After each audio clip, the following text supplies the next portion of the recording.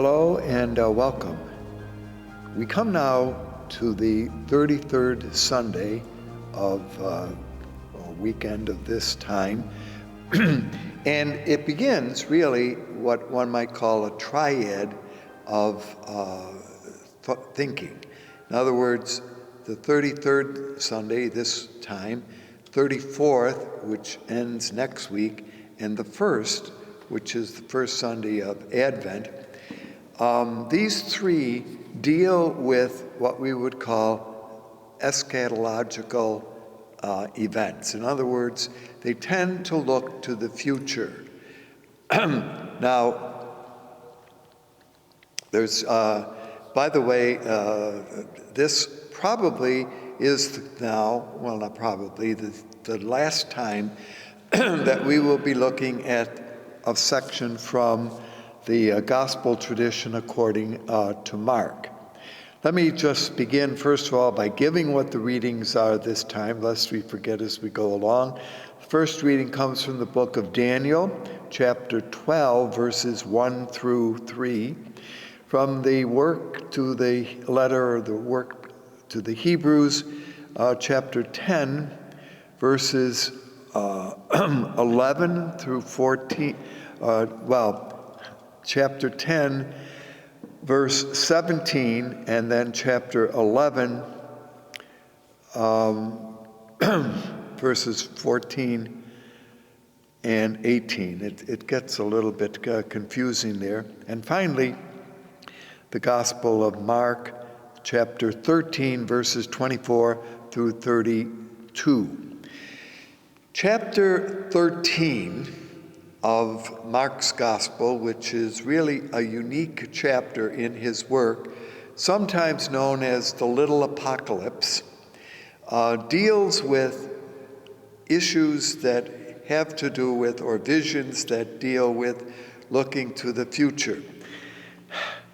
Apocalyptic thinking, we have mentioned this at other times in other years, first of all, is a style of writing that often uses imagery to capture one's imagination.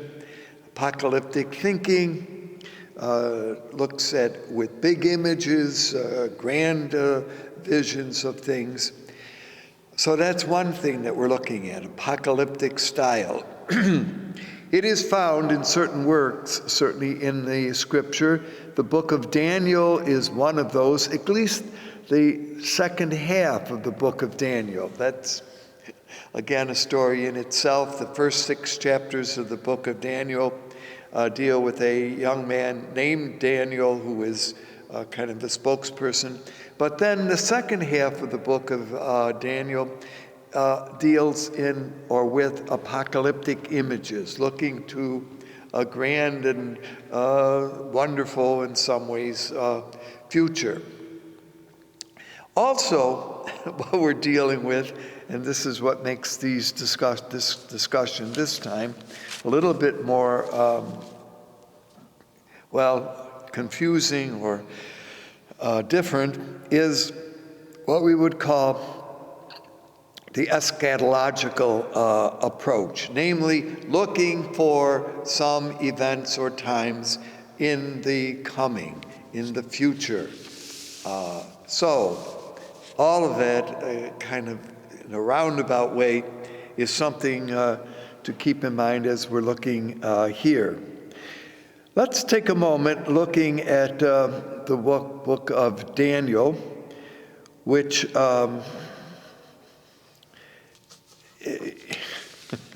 as I say, has the 2 sections. Chapter 12, coming toward the end of the book of Daniel, is done in an apocalyptic style. The chapters that preceded chapter 12 in the book of Daniel were verses that presented Israel's suffering and tribulations, difficulties that it was undergoing, times and situations that were hurtful and painful to people. Now, what we're kind of noticing is that the book of Daniel was written sometime around the year between 167 to 164 before the Common Time. This would be about the same time as the two books of Maccabees, which are also included in our Bible, took place. Namely, it has to do with an event that was centered around a man named Antiochus Epiphanes IV, who was taking over the ruling of the land of Israel, and had come into the city of Jerusalem, had entered into the temple, and had desecrated it, had taken out much of the gold and the important figures that were there, had destroyed the altar of worship that was dedicated to the Lord, and had, of course, what would become known as the abomination of abominations, erected in the Jewish temple figures of opposing gods and goddesses. So this would be the most terrible thing that could have happened.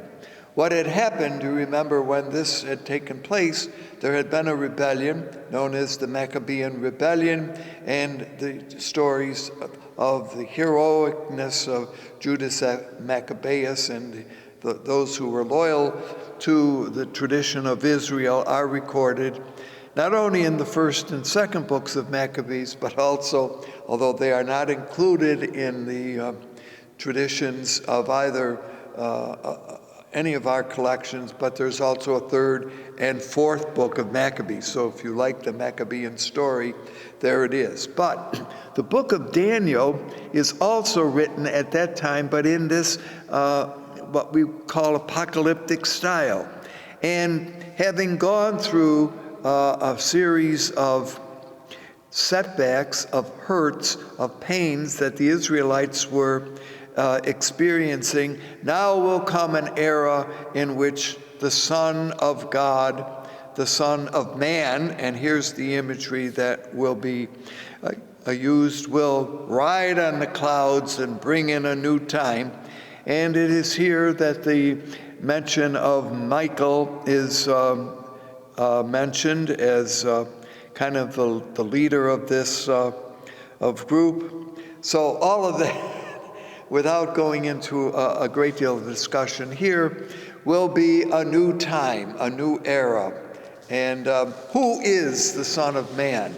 Well, keep in mind that the Old Testament Hebrew scripture is not sure who that would be. Could be Israel, could be a figure that God would raise up. Of course, in the Christian tradition, that Son of Man title will be appropriately applied to Jesus. All right, that quickly is a little bit of why the first reading is chosen for this time. Chapter 13 of Mark's Gospel can be divided into different ways. Keep in mind that we're really finding what I'm wanting to say is something that this was an addition to the Markan story, although certainly it fits pretty much with a good pattern with the account. All right, we're looking at, as I mentioned this time, verses 24 through 32. What happened? What about the opening 23 verses? Quickly, Jesus here in this gospel, as Mark presents it, is absolutely convinced that everything has that is announced will be occurring in his lifetime. So, in that sense, Jesus is looking to an event that will occur, well, either in his time or at least in the time of the writing that Mark's community is taking place. Now, how does the chapter begin? Jesus leaves the temple And as they're leaving, they're looking outside of the city, and the comment is made by one of the disciples, "Look how beautiful and wonderful the temple is," at which time Jesus is pictured as saying, "No, there will come a time in which not one stone will be left upon another." Now, what we do know, and that's why we're kind of concerned here about when exactly the audience to whom this message is addressed were looking. We do know that when the Roman army took the city of Jerusalem in the year 70, that one of the things that they did was to begin to pull down the stones that supported the walls of the city of Jerusalem. And what archaeologists, we have mentioned this, I think, on other occasions, in kind of digging up in more recent times the remains around that area, have discovered these huge stones that were part of the building of, the temple area itself and the walls. Stones about, if we can imagine, about this long, about this high, and about this, in depth. So they have rediscovered them, piles of them. If you are interested, next time you're in Jerusalem, they have preserved some of those which were used to build and the city of Jerusalem. All right, that part we know. Now, they are pictured having left the city, that is Jesus and his disciples. Jesus is kind of pictured as making this prediction. Now is in the Garden of, or the Mount of Olives, which we know is parallel to the eastern side of the city of Jerusalem. There are 4 disciples with Jesus: Peter, James and John, and Andrew.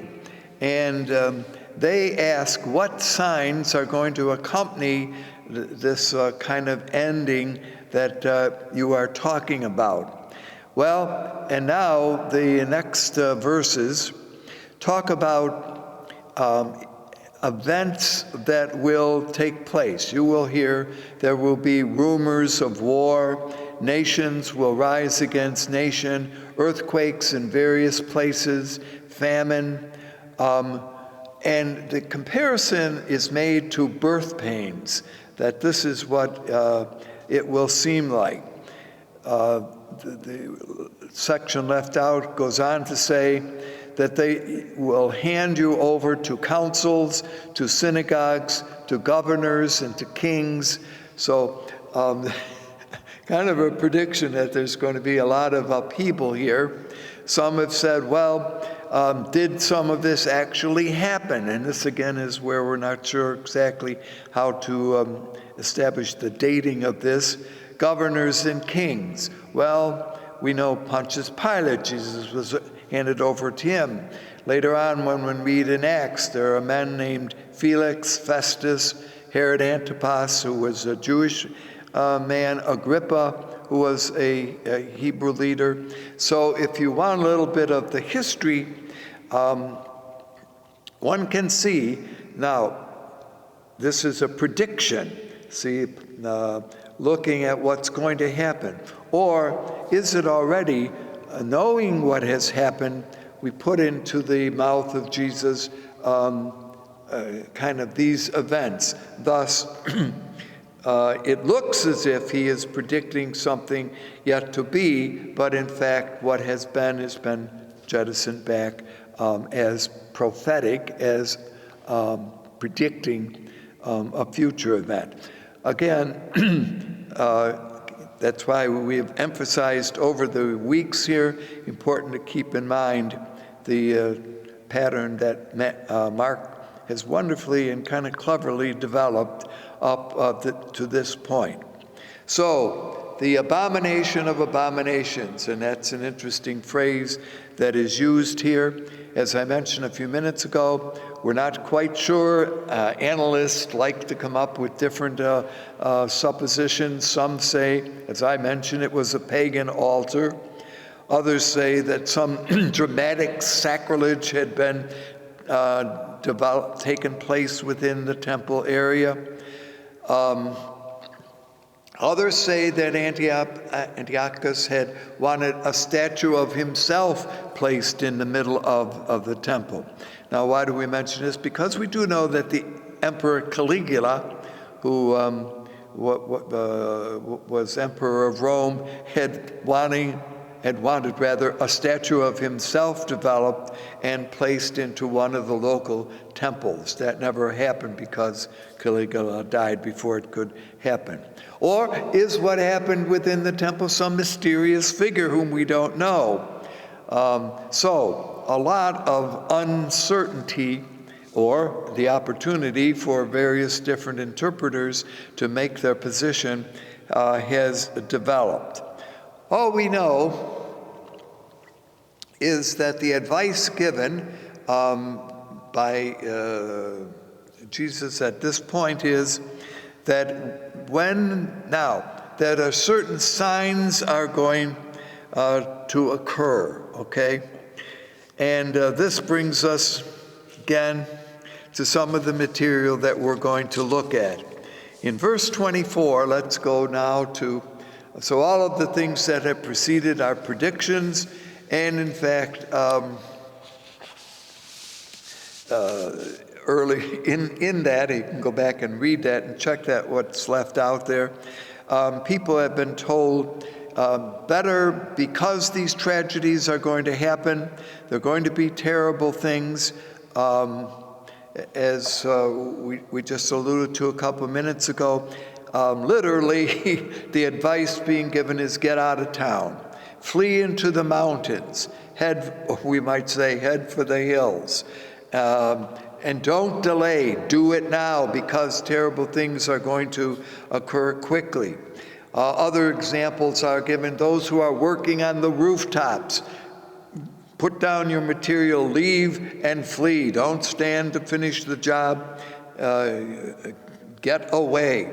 Or if you're out in the working in the fields and you still have stuff to leave it behind, don't try to finish it, get away, because these terrible events are going to happen. So you get certainly the message of this part of Mark's little apocalyptic section is quickly act when these certain signs take place. Also, the petition is made, pray that it does not happen in the winter. Now, the winter, you remember, in Jerusalem is roughly between October and April. Occasionally it snows, but the weather gets colder. It is known sometimes as the rainy season. And if you had to leave when this kind of thing was happening, it only made life worse. So pray that it doesn't happen during this season.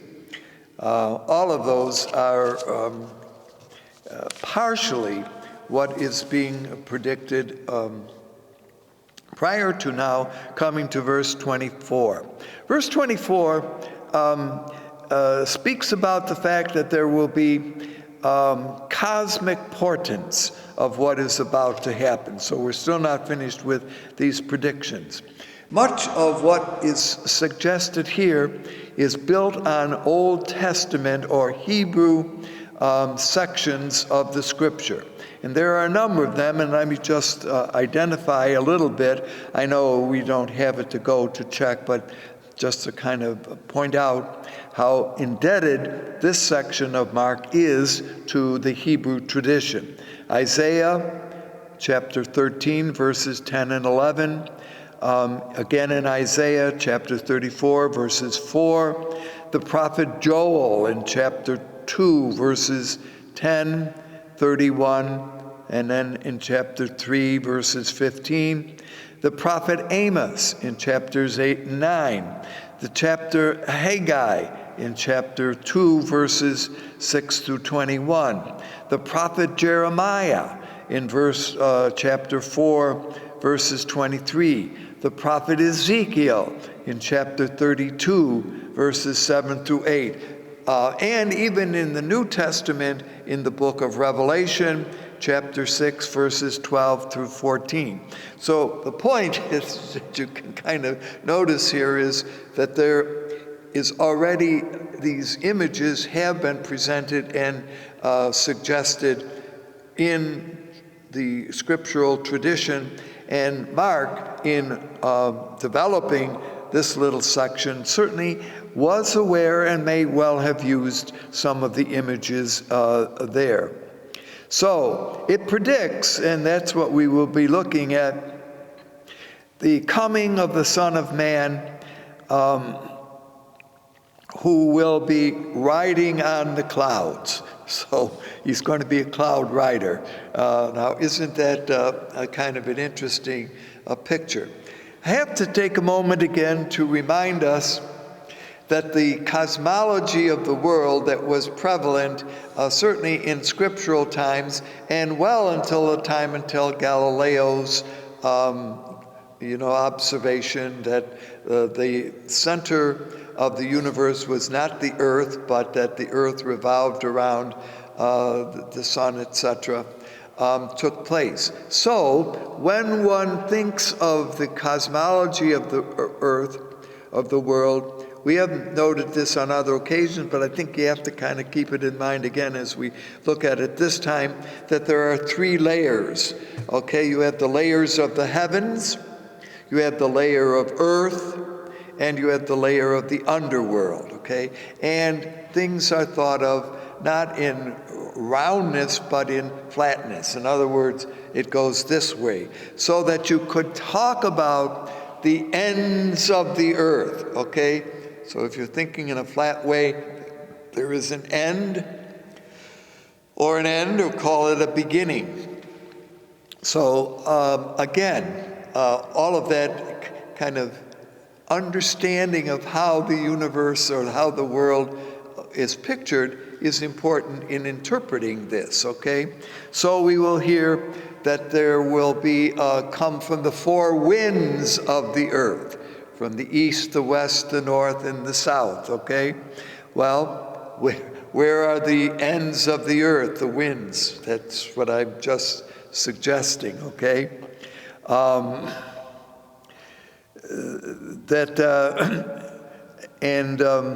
All of this will be part of this great coming, this great arrival of the Son of Man. Now, another imagery that is we're looking at, and I know this is kind of piecemeal this time around, but that's because it is not so easy to put it all together in the kind of manner or form that we would like. There is reference here to the fig tree. Now, there are many trees in Israel, but there are not many trees that go through the seasonal section. Evergreens, of course, stay ever, you always have them. So the fig tree goes through the annual cycle, okay, of autumn, winter, spring, and summer, okay? Like we do, like our trees do, and so we're pretty familiar with that. And isn't that the way in which it worked in the Middle East? No, it doesn't, okay? So the fig tree, which goes through the regular cycle of things, has been used earlier on. One remembers, I think we mentioned in a talk last time or the time before, that Jesus had cursed the fig tree because he looked for figs at a time in which it was not expected to be producing it. And that had been another story. Here, the fig tree is used in a positive way. For when the buds begin to appear on the branches, then one knows that certainly summer is coming. So in this way, the fig tree is used as an example of watching or noticing how the end times or the grand time is coming. So notice the different way in which trees are used. All right, so all of that is to say, and as we have wandered around a little bit this time, and I somewhat apologize for this, but kind of in reading this whole chapter, if you have nothing to do, you need to read the whole chapter 13 to see how it is viewing things. Did Jesus expect in his own time the end to come? And there are those who believe that he did. Now, I know that's very different than what we expect. And this coming again certainly remains part of the Christian tradition, but sometimes it's described as a second coming, but that term, by the way, is not used here. It's simply that he will be coming again. In Mark, Jesus is returning as the Son of Man. He sends out the angels, he gathers his chosen ones, and there's a close association. Now, what we're not sure of here is whether or not all of humankind is going to be sharing in the new time and the new era, although certainly, and there's been a development of thinking with regard to that. And there is some reference here that the end time will look like the beginning. Okay, now how is that? If you go back to the book of Genesis, let there be light. Now, as the end time comes, the light will fail. He separates the light and the darkness in the book of Genesis. Here, the darkness returns. So there is a recreating, which requires an uncreating, if one can use that. And so the whole idea here is something new, something different is about to come. When the Son of Man, and the Son of Man is now designated, certainly in the Christian tradition, as a title which belongs to Jesus. He is. Now, when he sends out his angels, you can kind of get the apocalyptic the view. It'll be a grand and a wonderful time. Jewish revolutionaries were inspired with a vision of the overthrow of the evil powers and the transferring of a new way, of a new era of graciousness and goodness. So all of that is really what we are looking for. But it's important to notice here that the coming of the Son of Humanity, the Son of Man, is about gathering, but it is not to be about retribution. And there is the difference that certainly the Christian emphasis brings. In the past, when one thought of this coming, it would be a time in which the good guys would be able to triumph over the bad guys, and they would get what they deserve. And where would they be cast? Well, keep in mind the triad. They would be cast down into the darkness of the underworld, and the good guys would reign. That's not the Christian understanding here. Christian understanding is it is a time of new beginnings, new life, new starts, not retribution, but receiving the graciousness of God for those who believe and accept in Jesus' way. So, did Jesus expect the new time to come in his own time? Did early generations of Mark believe that the coming of the end was imminent? Interpreters pretty much suggest that may have been the case, although others say no, it is still something that they thought would come, but were not sure. And it's important to notice here when Jesus is asked, when will all of this happen? Says that nobody knows when it will happen except the Lord. So interestingly, and that's the whole question that revolves around Jesus, didn't he know this? Well, as it is phrased here, even Jesus didn't know when it was going to happen. We don't know either, but what we do believe is that it will happen. That remains part of Christian tradition. Have fun reading the chapter 13 as we reflect now at the first of three kind of looking to the future weekends. Thanks for being with us. Hope to see you soon.